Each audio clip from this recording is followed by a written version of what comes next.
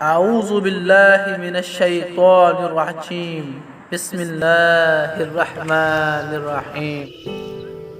ہارون الرشید اپنے محل کی چھت پر ٹہل رہا تھا۔ نیچے سے بہلول دانا گزر رہے تھے، اوپر اس کے ساتھ سپاہی بھی تھے۔ ہارون الرشید نے کہا، اس بابا کو ذرا اوپر اٹھاؤ۔ انہوں نے ایک ڈولی، ایک ٹوکری سمجھ لیں، اس کو رسیاں باندھ کے نیچے پھینکا۔ نیچے جو سپاہی کھڑے تھے ان کو کہا کہ اس بابا جی کو پکڑ کر اس میں بٹھاؤ۔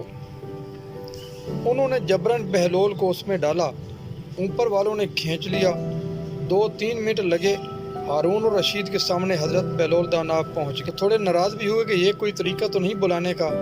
ملاقات ہوئی تو کہا، کیوں بلایا؟ کہنے لگا، ایک مسئلہ پوچھنا تھا۔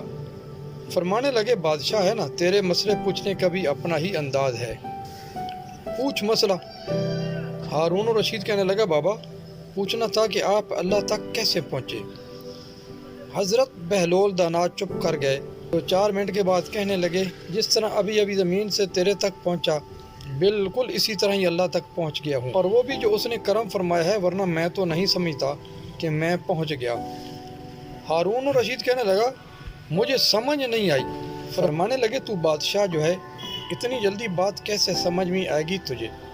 بہلول دانا فرمانے لگے، اگر میں تو اس سے ملنا چاہتا تو میں ایک درخواست لکھتا، پھر کسی وزیر سے سفارشی سائن کرواتا، پھر وہ جمع کراتا، پھر مجھے ٹائم ملتا کہ فلاں دن، فلاں تاریخ اور فلاں وقت آ جانا، پھر آ کے میں لائن میں لگتا۔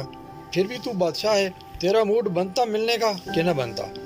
جب میں چاہتا تو پتہ نہیں کتنا وقت لگتا، جب تو نے چاہا تو تجھ تک پہنچنے میں 1 منٹ بھی نہیں لگا۔ فرمانے لگے، میں نے دعویٰ ہی نہیں کیا کہ میں جد و جہد کر کے پہنچوں گا، میں نے تو رب کریم کی بارگاہ میں عاجزی کی ہے، پھر رب کریم نے کرم فرمایا ہے۔ سبحان اللہ۔